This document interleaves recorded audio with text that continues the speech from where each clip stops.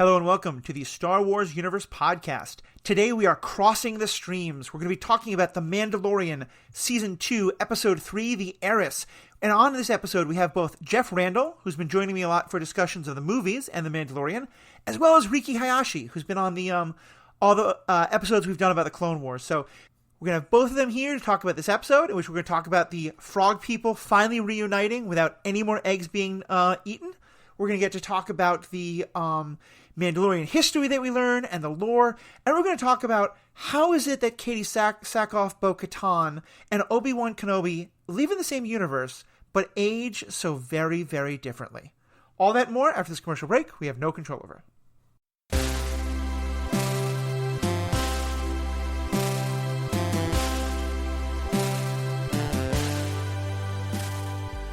Welcome back. I'm Matthew, your host. As I said, we've got two great folks joining me today to discuss this episode. First up is Riki Hayashi. Riki, how are we doing today? Wow, I'm so glad to be here. Not last week. Yes. We just kind of got lucky. I mean, I bowed out last week because of the spider thing. I was like, I can't really do this. And then we put it off, me appearing, until luckily we have this episode where I know a lot because I've seen all of these cartoons. So I'm for glad sure to talk about that.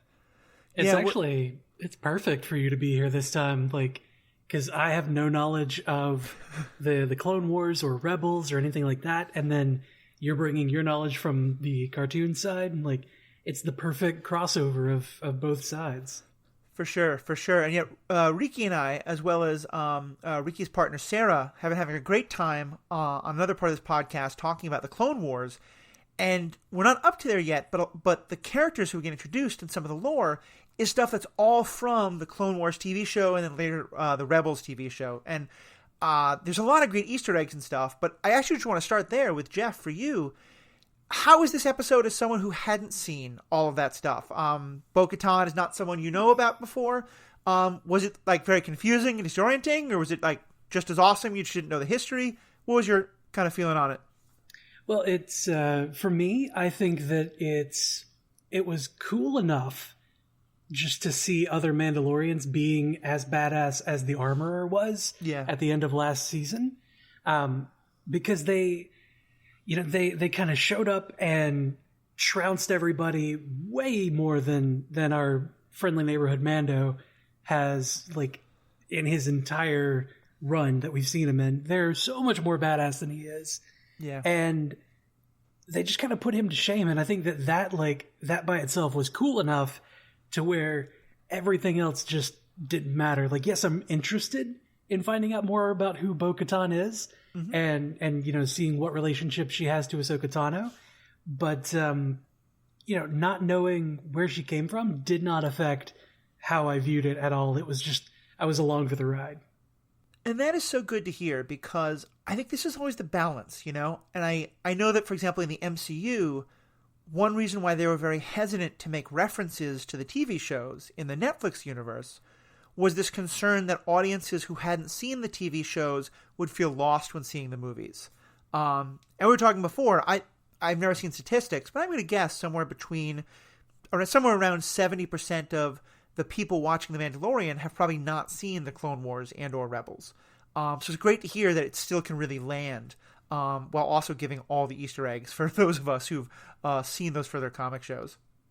Well, I think that the major thing that they did right with this show, versus what anybody could have done in the MCU or anything like that, is that in this show they didn't lean on prior knowledge from Clone Wars, from Rebels.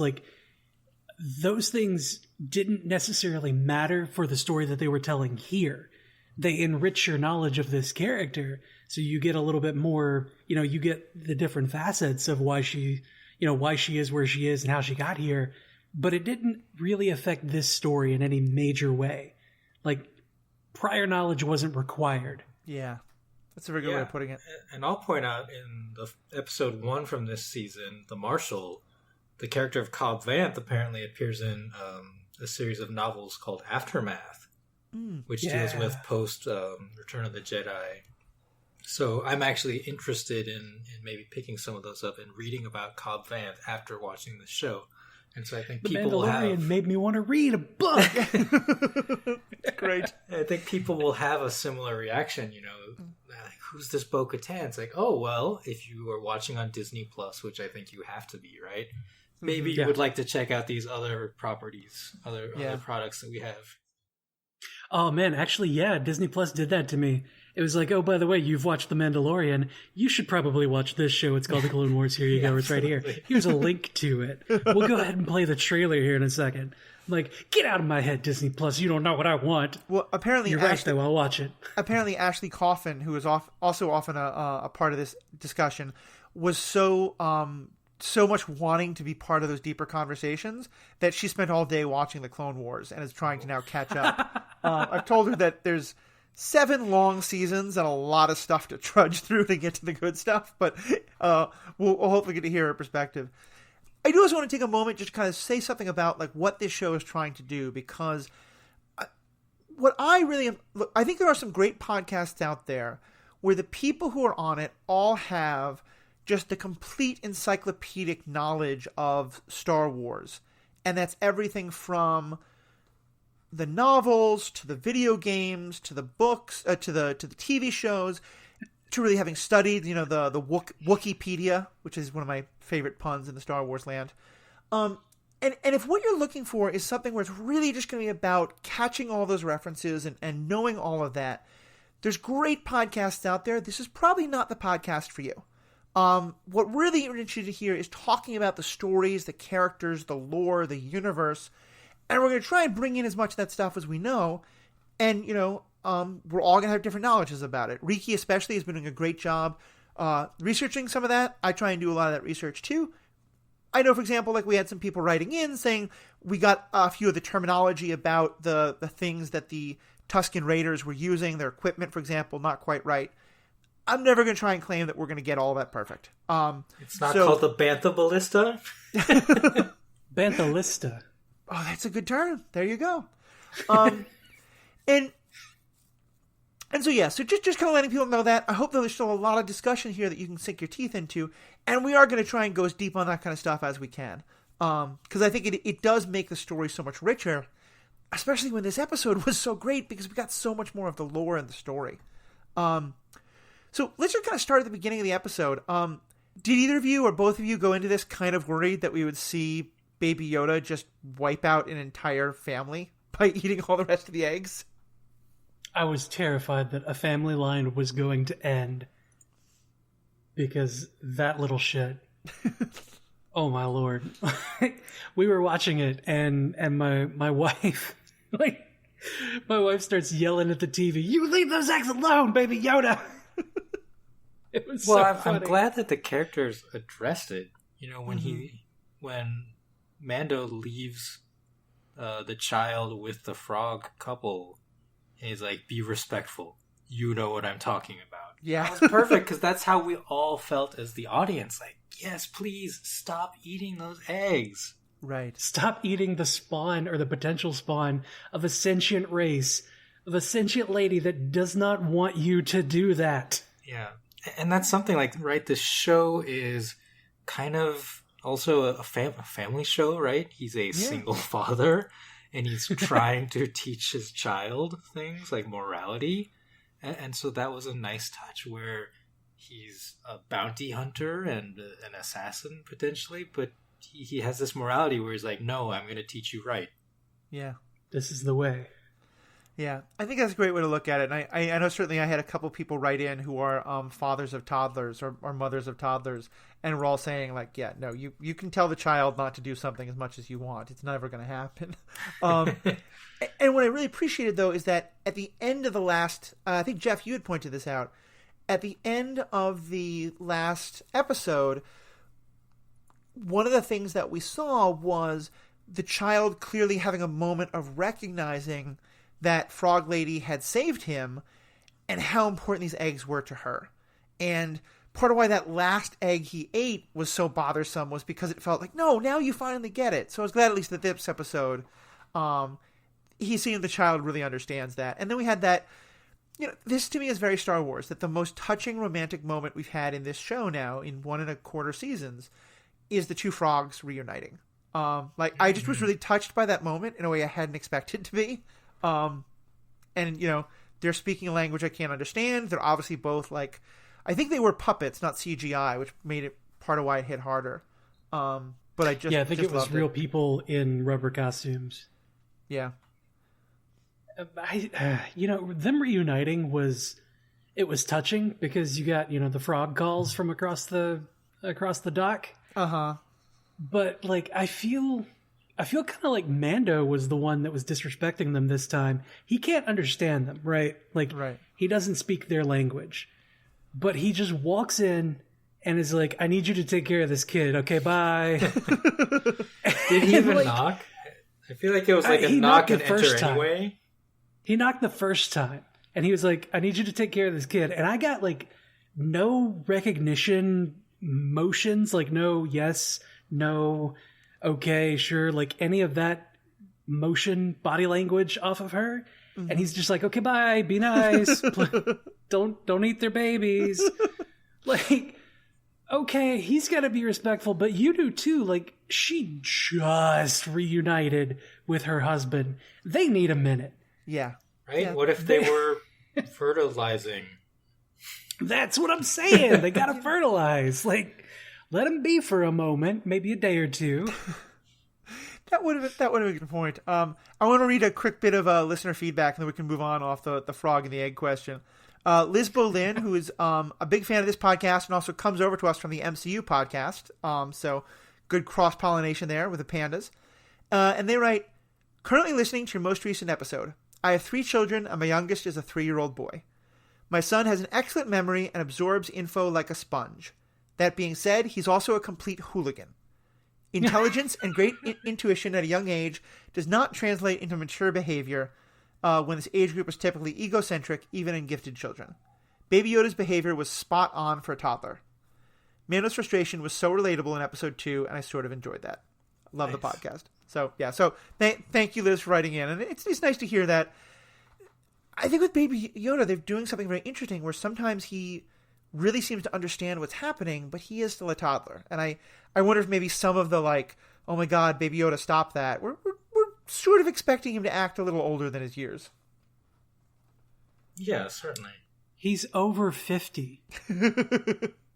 Well, a lot of people are over 50. We're going to get to that, right? There's a lot of children out there over 50. Yeah, that's definitely the case. That's fair. That's fair. Okay, so the main part of this episode is we have Mando goes out on a ship to try and find the Mandalorians. It turns out that they're just basically trying to trap him, and so that they can steal his armor. At which point, the prophecy winds up coming true. The Mandalorians do show up and save him, and we have this great scene where the Mandalorians then save him and are like, "Cool, another Mandalorian. Let's take off our helmets so we can talk to you." And we get revealed that one of them is Bo-Katan, who's been a very important character from the Clone Wars. And also just learn a ton about... It felt to me like this moment, we actually got so many of the questions that we had going into the season about what is the way? Why are these Mandalorians so different from all the other Mandalorians we've seen before? And we'll talk about that in a second.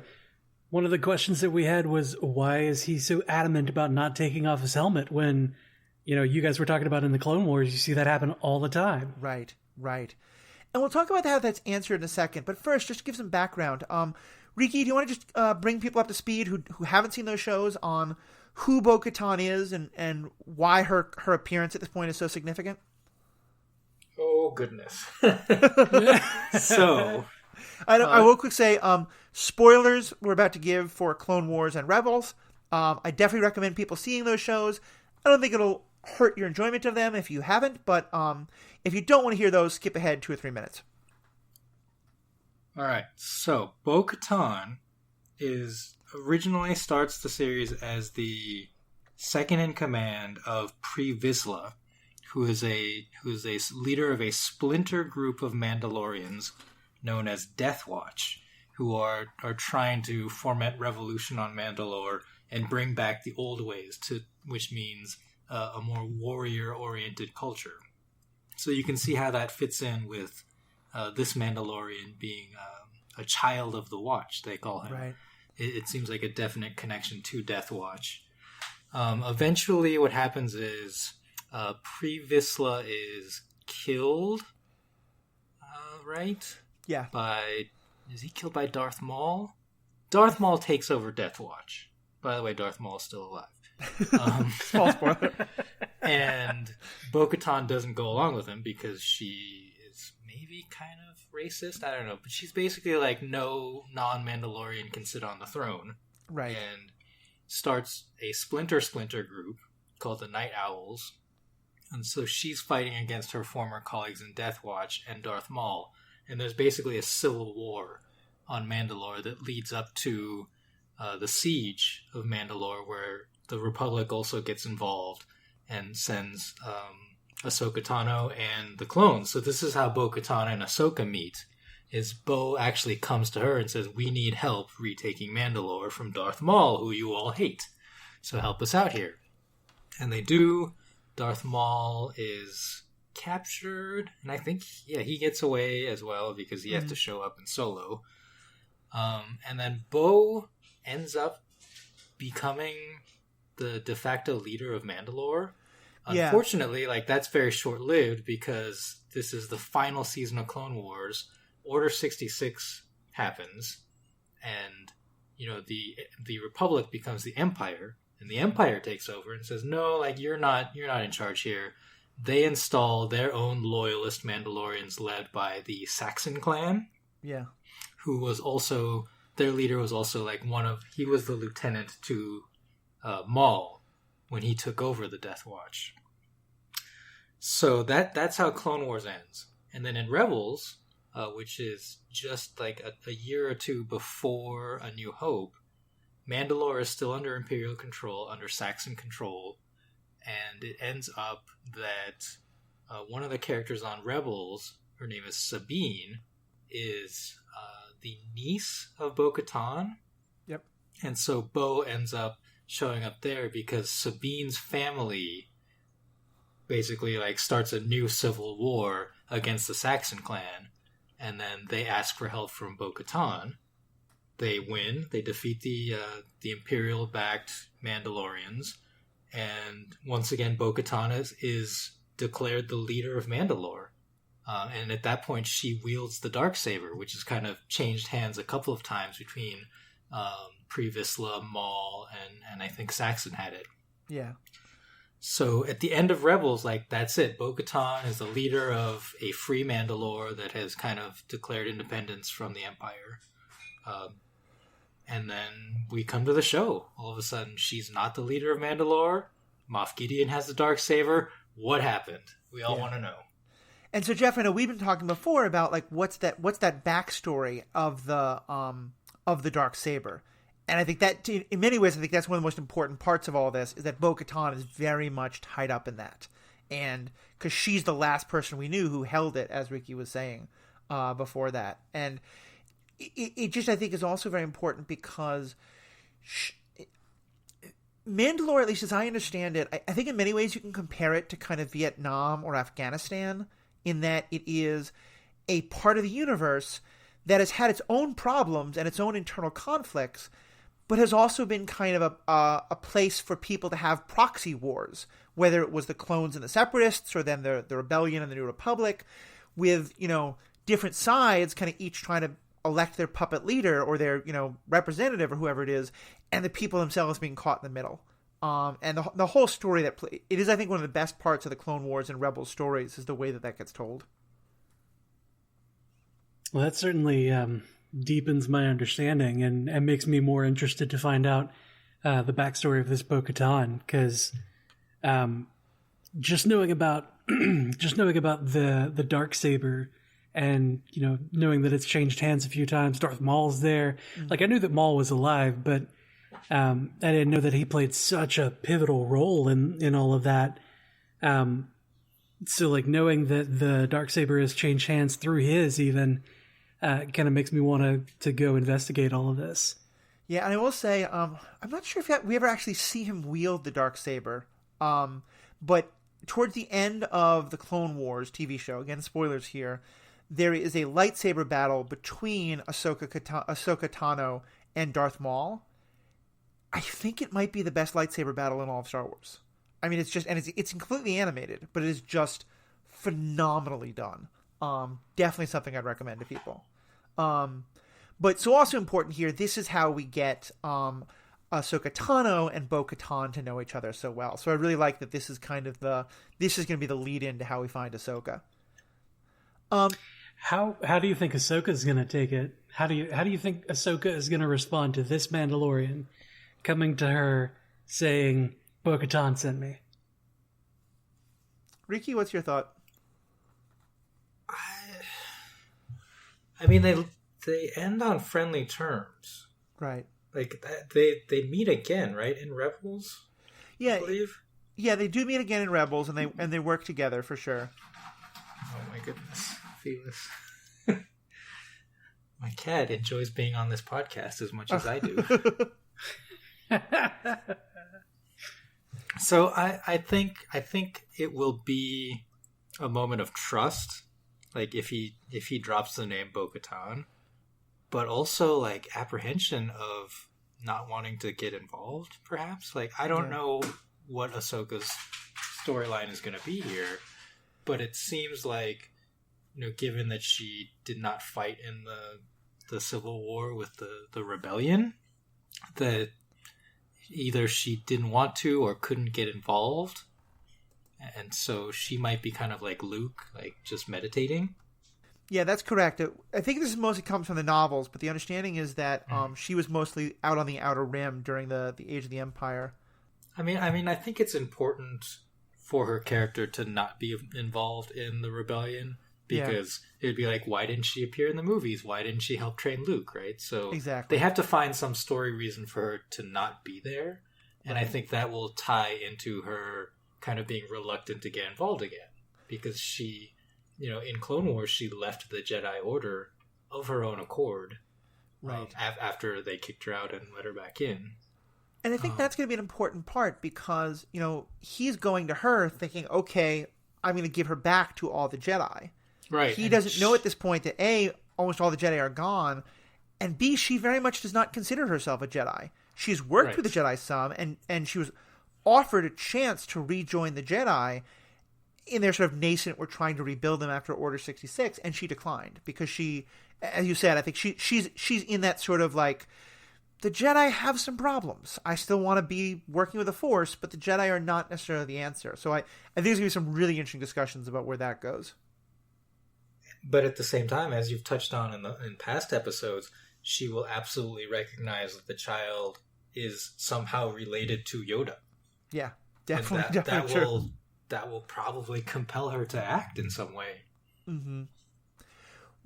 Yeah, so that's going to be a really interesting thing to find out. What did you think of the way this kind of episode set this up? Because I joked... The way. The way. I think I commented to one of you that... Riki, this might be a point that you made to me at some point. Someone else had brought this up. That often The Mandalorian feels very much like an online video game. An online RPG especially. Because it's that... Okay, you find the person who can give you the information you need, but first you have to do a mission for them. You know? Next quest. Exactly. And that's how this felt. Stay a while and listen. Stay a while and listen. How did you like this episode overall in terms of that? In terms of the like, okay, we're going to learn more about the Mandalorians and almost go to Ahsoka, but we got to do this other stuff first.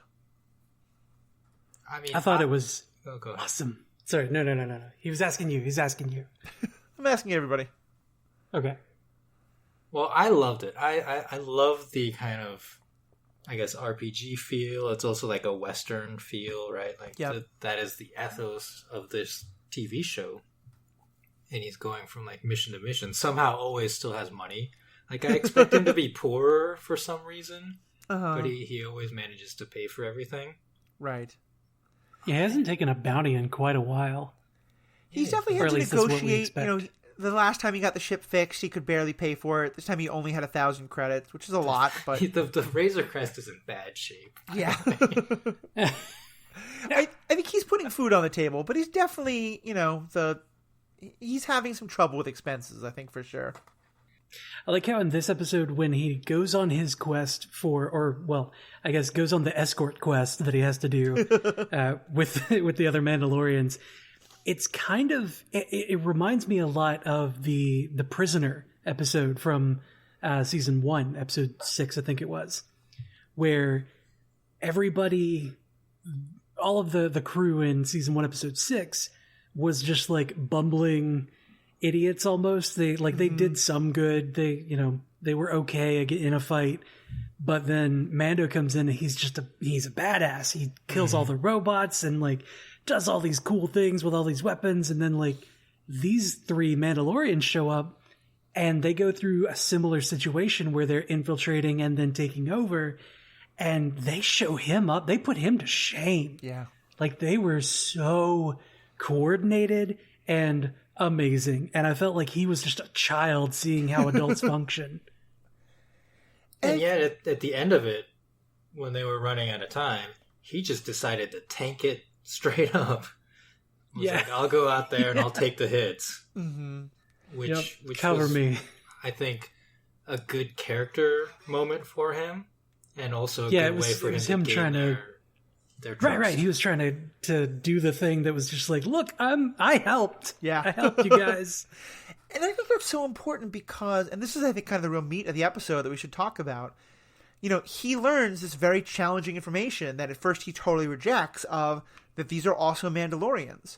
And he doesn't... They're more Mandalorian than he is. Right. And at first he doesn't believe that. He doesn't officially say, I'm with you now, but he seems to at least be more comfortable with that thought by the end of it. And I feel like them being, if Mandalorian is being the way of the warrior, them utterly like outpacing him in terms of, like as you said, being more Mandalorian than he is, that feels to me a very important step in him recognizing like, no, these people can walk the walk. Maybe I should listen to them. Well, yeah, he was about to get set upon by the squid people, the Quarren, and mind flayers, I like to think of them as. He was about to be set upon by that group of Illithid that were like, you killed my brother, now I'm going to kill your pet. Right. And then the Mandalorians just showed up and wrecked all of them. They were like, no, he didn't kill your brother. I killed your brother. Say something. Yeah. Fuck around and find out. Mandalorians are from Philadelphia. Yeah, they are. They really are. Oh my God, that's exactly right. Because they're such a warlike culture. People of Philadelphia understand Ashley Coffin's from Philadelphia. She likes to proudly claim that her city is, super roll up your sleeves and throw a punch. Watch. Everybody from Philadelphia is going to write in and be like, thank you for representing us. There's diversity to a city. It's more than 1 million people. Yeah. But so let's get into the heart of this. Like, we have been thinking for this entire time, or at least I've been, and we talked about on the show, that the Mandalorians are talking about the way, or he at least is, and everything he's saying about Mandalore doesn't seem to make sense with everything else that we've learned. And here I feel like this is one of the best pieces of exposition to fill in a hole, because what we learn is that he has not been, like, as you said, he's been part of this splinter of a splinter group that apparently broke away hundreds of years ago, but is probably connected to the Death Watch in some way, that they thought that the Mandalorians were kind of losing their way. And so they thought they had to, they're kind of Mandalorian fundamentalists in a way, as it's described here. Like, they have to go back to the basics and, never show your face and be really this uber militaristic, your warriorness is your religion thing. What was both your reactions to the way they sort of squared that circle and explained how all this fits together? It's a cult. Yeah. It's a militaristic, weapon cult, right? Mm-hmm. Yeah, yeah. They have such a reverence for their own weapons and their armor, not taking off their helmet. So it makes sense. I think it makes a lot of sense.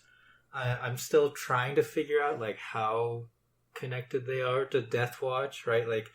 Is it that the member of Death Watch dispersed after the Civil War and became this group? Or is it, as you said, a splinter group that kind of broke away from them more in the past. I think they said that the Watch broke off like hundreds of years ago.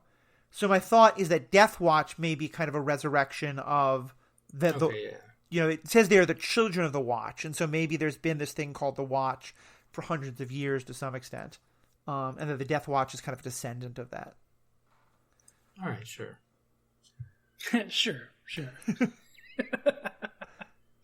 I think I don't know. It's like that revelation dropped a huge bomb on my understanding of Mandalorian, mm-hmm. or specifically of Din Djarin, and I. It kind of feels like maybe he is like. Sorry, I can't even say it with a straight face. It's like he's in the Amish version. Yeah, of the Mandalorians. That's kind of it. Like he was indoctrinated in this little cult mm-hmm. Sect of Mandalorian culture that was like the fundamentalist, the basic, and like being opened up to a whole world. Like he just discovered electricity or like cars, and they're showing him this thing, and he's like, I don't know if I like that. Like, it's kind of like the movie Kingpin. I have not seen that, but I'm going to kind of go with. I think I'm going to stand it as the Amish fish out of water story is about. I think what is necessary for that. There we go.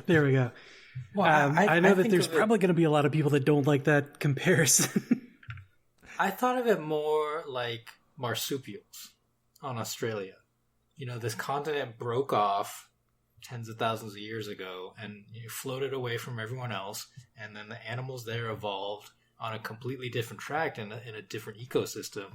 It's like, what is this pouch thing you've got going on? Like, who thought of this? Right? So the regular Mandalorians are like, oh, it's one of you that doesn't take off their helmets. We've heard of you. I mean, even just in religion, you see this a lot, like in Judaism, because of there's a diaspora of, I think we talked about before about the Mandalorians maybe being kind of a diaspora people, at least some of them, and you had all these Jewish groups scattered all sorts of different parts of the world. And when they started to be able to reconnect in like the 18th and 19th centuries, there were definitely moments of like, wait, you've been doing what for 800 years? That's not at all what we do. But because these groups often, like, it was illegal for people to try and congregate together or reconnect, or, there have been stories about, similar with Christianity, of like discovering, a sect of Christianity that started in a southern part of Africa in like 200, in the Common Era. And then in like 1200, they reconnect, and it's just so different. So I like it a lot. And I think we're going to get a very interesting story because Jin has been kind of a fanatic to this point, or a zealot, I think is a much better term. Well, they call him that, right? Or they call the children on the Watch that. Yeah, I think you're right. Yeah, they said they were a sect of religious zealots. Yeah, and so now I think it's going to be a really because we've never met his parent, like the people who raised him. And I don't think, have we ever been told what happened to like the group of Mandalorians he grew up with? I mean, it looked like his covert was wrecked because he found that pile of helmets. Yeah. Oh no, but I mean, I thought there was a group. I mean, I just mean more like the people who raised him. Oh, like the ones that found him? Yeah. No, he said he was raised in the oh God, what did he call it? Like the warrior division or whatever. Right. The fighting corps, I think is what he called it. But like we haven't gotten his backstory on like him growing up or anything like that. Right. But yeah, so clearly, I mean, it may well be that it may be that he has had only a very few number of Mandalorians who he's talked to. Like everyone in that covert, certainly they all seem to be devotees of the way. And, maybe you're right. Like those are the same thing, that the armorist was a big part of raising him, or at least teaching him those things now. And I think we're going to have I hope that these characters stick around for a while, or at least that the new Mandalorians, or at least that he reconnects with them, because I think it's going to be very interesting to see him over the next couple episodes, or maybe the next couple of seasons even, really start to wrestle with what do I think I know, and how much of that is true, and how much of that is just this, you talk about the Amish, but I think, it's any story of like, you've always been told that all the people in the big city are evil and wrong, and you're just a good person. And then you go there and find it's actually not so bad, It's a Zootopia story, basically, in another way. Okay, and it's still as old as time. We're gonna definitely have a scene where he finally takes off his helmet, right? Is like kind of an acknowledgement that he is leaving behind the way that he has grown up with and is maybe embracing a different path or embracing the wider path of Mandalorians. Like, I feel like that's coming now that we've had this. Oh, that's interesting, because I think so. You saying you do think so, or you don't? I think so. My first thought is that he's going to meet Ahsoka Tano and she's going to, like, force pull his helmet off. And he's going to be like, no, wait, that's mine. That'd be such an unconsensual, like, thing that, like, I don't think she would. I think she'd be much more about wanting him to make that decision for himself. She probably would, but, it would be funny, though, for sure. The brief experience that I have with Ahsoka Tano is that she was a little bit petulant. So, like, I would think that, like, it would be funny for her if she just pulled his helmet off and was like, look, did you explode? Is anything happening? You're fine. All right. Move on. I mean, I think the best thing I can say to help you understand and help other listeners understand who Ahsoka Tano is imagine someone trying to learn the ways of the Jedi as taught entirely by Anakin Skywalker. Oops. Oh, God. You're saying he's not a good teacher? It's kind of like if you take, like, the most, like, ardent communist and ask them to teach you capitalism. I think he's a good teacher in some ways, but he teaches his understanding of how to be a Jedi, which is what basically almost gets him kicked out of the Jedi and causes him to overthrow the Jedi. And yeah, because he was too old to be indoctrinated. Exactly. And again, spoilers here, but I think one of the most interesting and powerful parts of the both the Clone Wars and then especially Star Wars Rebels is her coming to the realization that her former master, the person who she looked to teach her everything about being a Jedi, is now Darth Vader. And I think we are clearly supposed to know that by the time we meet her in this show, she has come to understand that the person who taught her about being a Jedi, is the one who then wiped out the Jedi and became Darth Vader. So I think she's going to have an incredibly jaded view on all this kind of stuff. And it's going to be very interesting seeing how that plays out. Yeah. I mean, if he comes up to her and is like, I need to give this kid back to the Jedi, she's going to be like, ha, ha, ha, ha, ha. Yeah, no, they're dead. Yeah. They're all dead. Well, yeah, like, can we talk for a moment about where that plot line goes? Like, once he takes her to Ahsoka, what is she going to do? Right. Because there are no Jedi to take this child back to. Right? Like, what's Ahsoka Tano going to do with this kid? Actually, and maybe this isn't well known, we've talked in previous episodes about how whether and how much information is or is not disseminated in the Star Wars universe is very inconsistent. But if my timing is correct, and I think this makes sense, this show takes place while Luke is establishing his school for young Jedi. You remember the yeah, it should, yeah. The one that Ben Solo school? Yeah, the Ben, and I think actually my math might be a little bit off here, but we don't know. This takes place 10 years after the Battle of Yavin, which means it's 6 years after Return of the Jedi. So Ben Solo maybe isn't born yet, or maybe is very young, and we don't honestly know when. So it may be that we're still a couple of years away from Luke establishing his school, or whatever the heck he was doing, training all those young Jedi. But we don't know. I mean, do people know about Luke?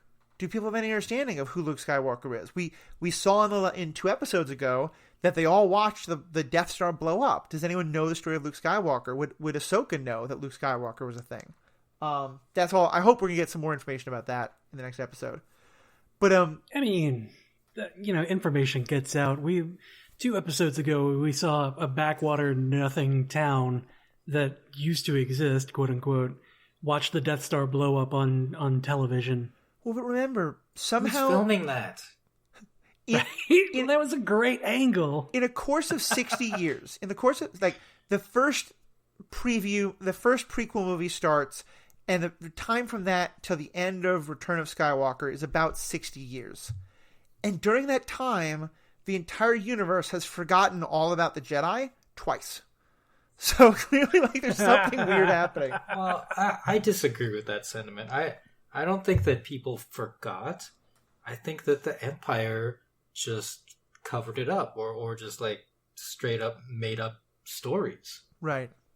Right? Like, we are seeing that now in our society, that politicians and news outlets can literally lie, and if they do it enough, people will believe it. So I think if the Empire is just like, the Jedi were evil, we took care of them, you don't have to worry about them anymore. Right. That's gonna like fade into memory very quickly. And it'll be like, if someone tries to say like, oh no, like the Jedi are good, I knew a Jedi, like their friends are gonna be like, shut the hell up, like stormtroopers are listening. Well, I think that's true, but I think the way the timeline breaks down is that in those original movies, you have people not saying, "Oh, I heard about the Jedi; they're all evil." You have saying, "Wait, what's a Jedi?" And anyway, it's a longer discussion, but I do think what you're saying is right. That the Empire's misinformation campaign certainly can be a big part of what happened to the knowledge of the Jedi. But it'd be interesting to know. I mean, do any of these people know the name Luke Skywalker? Do they know that he clearly Mando doesn't? I'm guessing Cara Dune would. There was that one situation where in this episode where Bo-Katan, I keep wanting to say Katie Sackhoff. Yeah. Where Bo-Katan looks at him and is like, "How much do you know about the Jedi?" And he's like, "Nothing. I'm blank slate." And she's like, "Oh, you cute little babe in the wild." Yeah, because she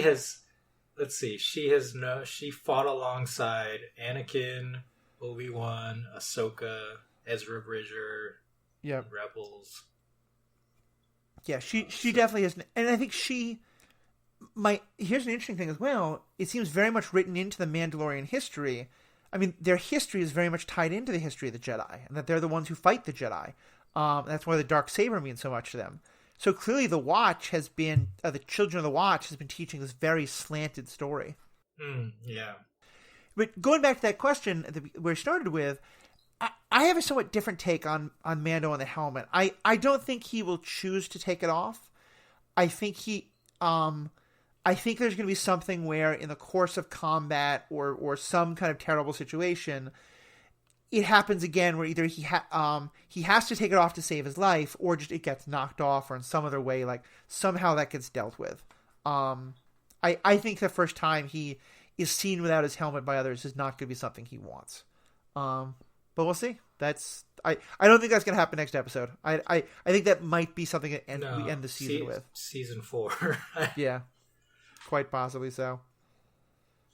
I really hope that's not gonna happen this season at all, because like him having his life threatened by keeping the helmet on was such a great turning point in the last episode of last season. But like doing that again this time would be like, okay, man, that's old hat. Like, yeah, can't you find another thing to make compelling about him? Yeah. I think that makes sense. Maybe it's that he like connects with Yoda, with the child, by taking it off or something like that. What if he has to protect the child by putting his helmet on the child? I don't think the ears will fit. I think they will. I think that bucket's big enough to get the whole kid in there. Can you like squeeze the ear, like fold the ears over? He just like stuffs the whole kid in there, and he like sets him on his chest or something. Oh, he has to take off his whole armor. He like puts the chest on the ground and then stuffs Baby Yoda inside the helmet, puts the helmet on the chest. He's like, all right, you're protected like 100% at this point. I love that. So let's talk Imperials. Yeah. Because I need to talk about that. Yeah, because we find out some good stuff about them. Riki, take that away.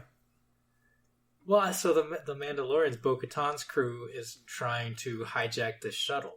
Well, they say that they just want to steal the weapons, but they end up trying to hijack the whole shuttle because it's a lot of weapons.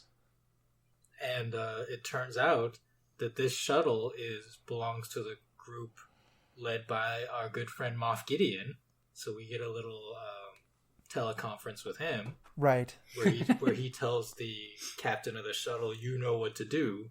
And then what he does is he shoots the pilot and the co-pilot, and then tries to crash the shuttle, which is what I expected to happen. But it's so like post Darth Vader Imperial culture, right? To act that way.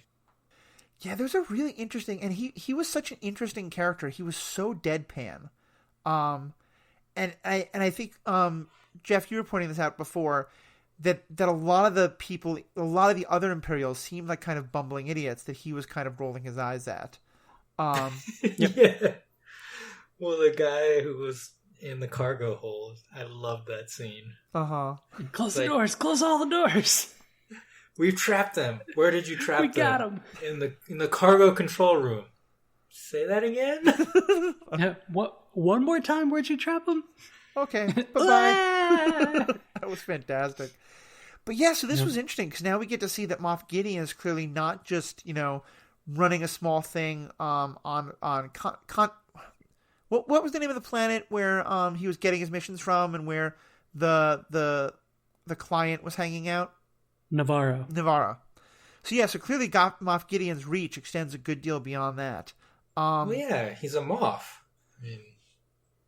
Well, and so what do we think? Is he kind of running his own little fiefdom? Like Cara Dune talked about in season 1, that when the Empire broke up, that a lot of there were little local warlords who kind of just made their own mini empires. Do we think that he's just doing that? Do we think that he's part of a larger plan as well? Is he connected to something that's like the first stirrings of the First Order? I mean, he said, "Long live the Empire." Right. And that blind devotion. We say that Mando is indoctrinated, but seems this little captain of this little shuttle or whatever might also be. I don't know, the way that he talks is like, yeah, you've got 4 Mandalorians. They've already taken that much of the ship. You're done. Just crash it. Like, long live the Empire. And the guy swallows really hard and is like, I didn't want to come this way, but long live the Empire. Yeah. Yeah. And then he has the suicide pill. Yeah. Oh my God. Yeah. He has the the Captain America, the first Avenger, the first of many. Hail Hydra. Like, he's got that moment where he electrocutes himself. That's so crazy. Yeah. Yeah. But yeah, you're right. Because he's just a freighter captain, right? So it's not even like he's a spy. Like, I understand spies. Like, if you get captured, that's pretty bad. Right. A, just to find out that there are spies, but B, the information that you might have. But this guy is just, I say just, but he's a freighter captain, and I thought it was very stunning for him to have that suicide capsule and to use it. Well, that's what made me wonder that Moff Gideon is definitely not just some local warlord trying to build up his own little version of the Empire. That I think he's connected to something much deeper that may or may not be kind of the seeds of the First Order, because what that tells me is that they're really devoted to secrecy. That they don't want anyone to capture them, that they don't want anyone to know this isn't just, some holdouts from the Empire, that there's something going on, something they're plotting. And again, I might be headcanoning the hell out of that, but that's certainly, I think you're right. That's the direction it seems to lead. Well, yeah, the client on Navarro, the Werner Herzog of it all, he was being super secretive in his little hovel.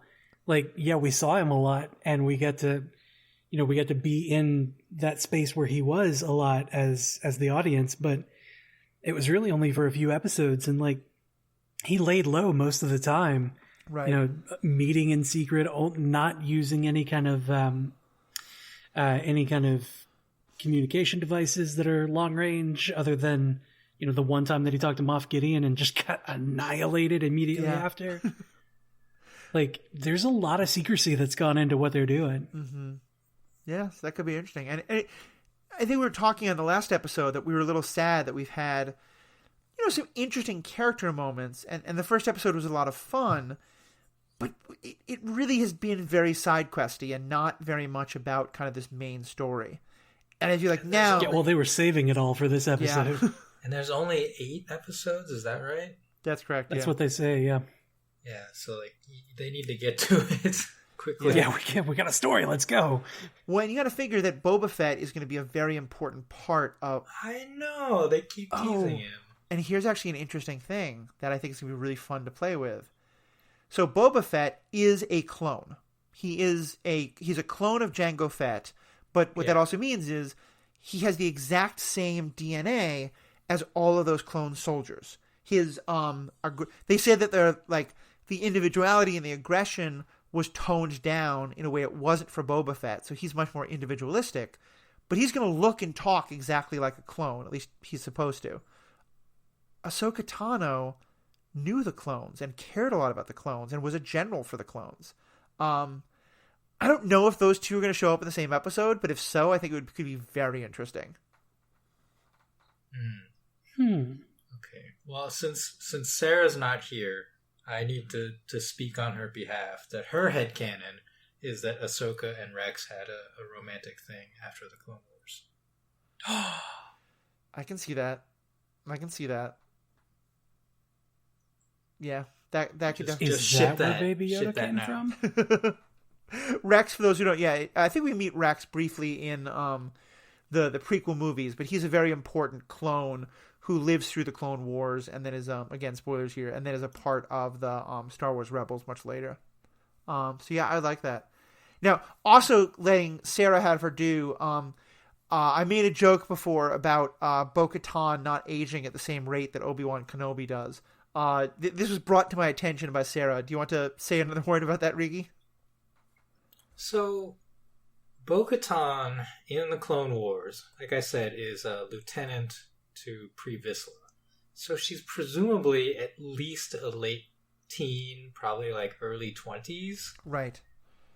Meaning she is only a few years younger. She's basically like in between Obi-Wan and Anakin in age, right. I would say. So like by the time we get to A New Hope, Obi-Wan is Alec Guinness, and he, looks and plays like a 70-year-old, I would say, but he's only supposed to be in his 50s. Right. And so like Bo-Katan is the same. Like she's probably in her 50s at this point. And played by Katie Sackhoff, who I think is in her early 40s. She just turned She's 40 exactly recently. 40.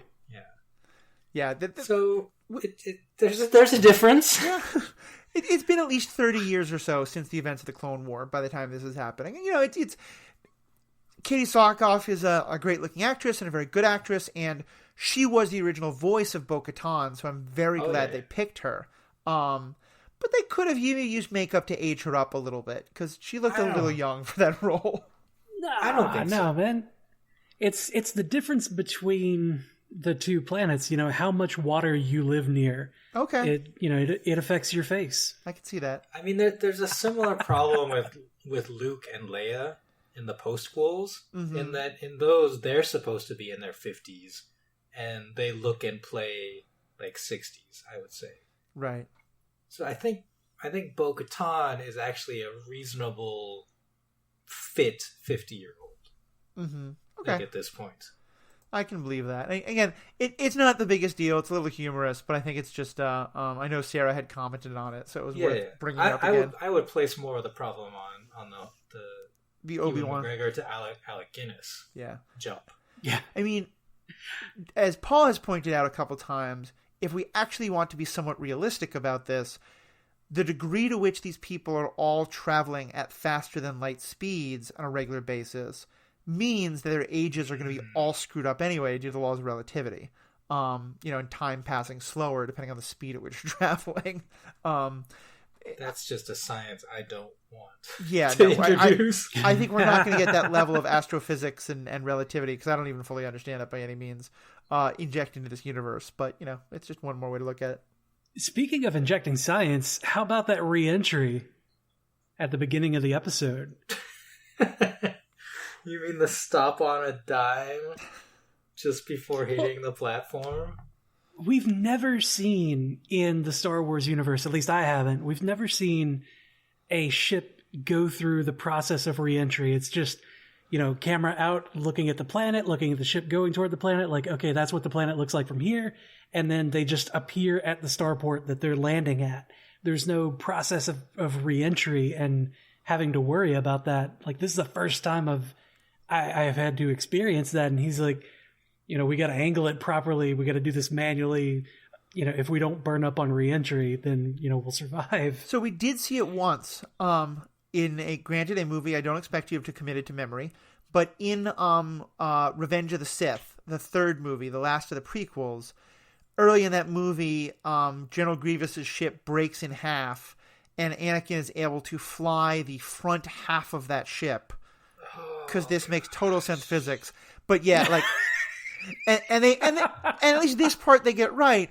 They show his ship like burning up, and like as it goes through the, atmospheric reentry, and other like little small fire truck ships like putting out the fires on all sides of the ship. I'm not saying they do it well, but they do at least acknowledge that is a thing.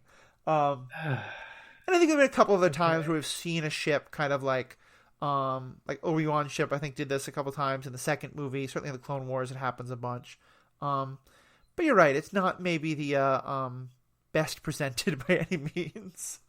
The thing that I'm looking at is this episode is 35 minutes long. Right. Why are we wasting time on science? Yeah, that's fair. Like, you've got so much story to tell with 3 other Mandalorians here. Like, you're introducing backstory for the split between the different factions of Mandalorians, and you are wasting your 35 minutes. Like, you are killing me with this re-entry bullshit. I think once they've spent that much time establishing just how broken down the Razor Crest is, showing it's continuing to still have problems this episode was a little bit important before it could get fixed. But yeah, maybe we didn't spend quite as much time on it. They could have skipped the re-entry and gone just straight to like, okay, we got this, we're going to land it, we're in the ocean. Yeah. Like, just going to that would have been fine and would have hit that humor factor like we needed. We didn't need unless it's going to blow up, don't show me the re-entry. I don't care. Right. That the flop at the end was perfect for the character of the Razor Crest. Yes. But yeah, the whole re-entry, and like I said, the stop on a dime. Yeah. Like, how do your thrusters have that much power to just stop on a dime just above the harbor? And if so, shouldn't you have taken re-entry a little slower then? Well, yeah, all those people who are yelling at him, you have to slow down. Looks like maybe he didn't. Although he does then fall in the water. And I do love that we get, it's nice to see when like military hardware can get repurposed. So seeing the base of an AT-AT walker being now the basically this huge mobile crane was like, okay, that's kind of cool. That tracks. Yeah, I liked it. I like that a lot. Yeah, little details like that are great. So I think that's about all I had to talk about for this episode. Did either of you have any other last things you wanted to touch on, or questions you wanted to bring up, or just kind of cool things you wanted to mention? Yeah. How many fish do you think he's going to catch on the Razor Crest now? Probably a bunch. I just have a small detail to add. Go for it. Which is that Bo-Katan, one of Bo-Katan's lieutenants, is played by the WWE wrestler Sasha Banks. Oh, yeah. Nice. So, and the other one was Sunil Bakshi in Agents of S.H.I.E.L.D. Oh, cool. Right. Okay. Well, hopefully we get to see them again and we get some dialogue out of them, because I thought that was just a nice little crossover detail. That guy had like one line. And that's now we have 2 professional wrestlers in the Mandalorian universe, because Cara Dune was also played, I know, by she was an MMA fighter. MMA fighter. Okay. Cool. So yeah, we'll see how much more crossover we get there. So well, thank you both so much for being a part of this conversation. Jeff, so why don't you take a minute about talking about what's happening on some of the other podcasts you're involved with? Oh, well, we got the MCU cast still going strong. We just had our 500th episode. We're actually going to be covering WandaVision very soon. We finally got a release date for it. January 15th is when WandaVision's coming up, and my God, are we excited. Nice. You can find us on strandedpanda.com.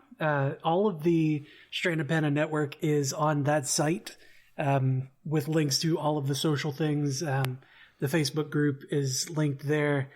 And, I'd just like to also say that cufflinks.com has also Star Wars themed things. And you can, help out the Stranded Panda network there as well. Nice.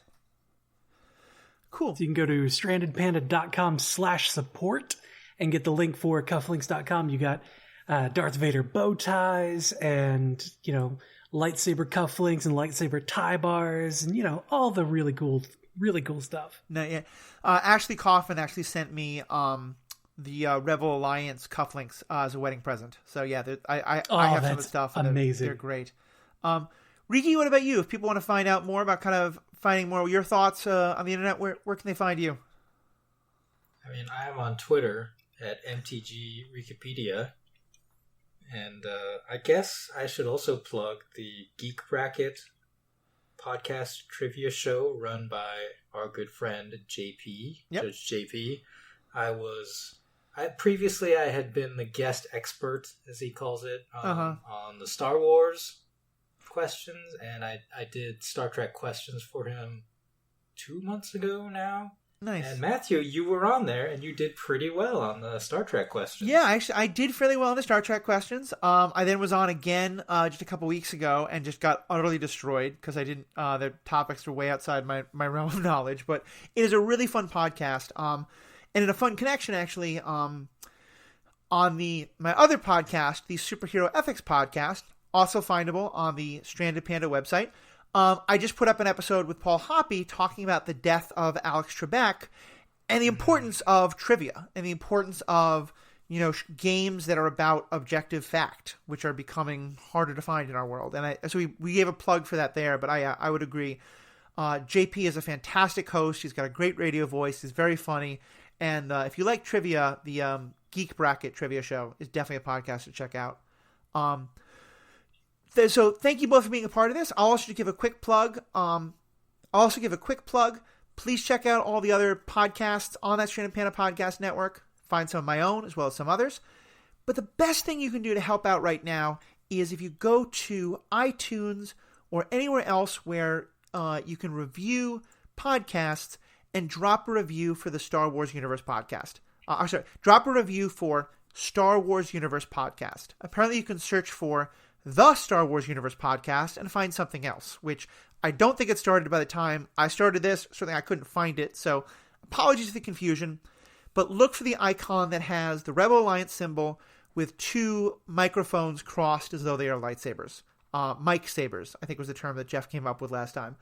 But the reviews are really helpful because right now people want new content about Mandalorian, about Star Wars, things like that. The more reviews that we have, especially the more 5-star reviews we have, and I hope you like this podcast enough to do that. If not, of course, please leave your feedback anyway. But the more of those reviews that we have, the higher that we go on the search rankings. And that means more people to join the conversation, more comments, more feedback, and just lets the whole experience be that much better for everybody. So if you get the chance, please drop us a review. Please check out some of the other great podcasts we've talked about, and have a great day. I've spoken. Kenobi. General Kenobi.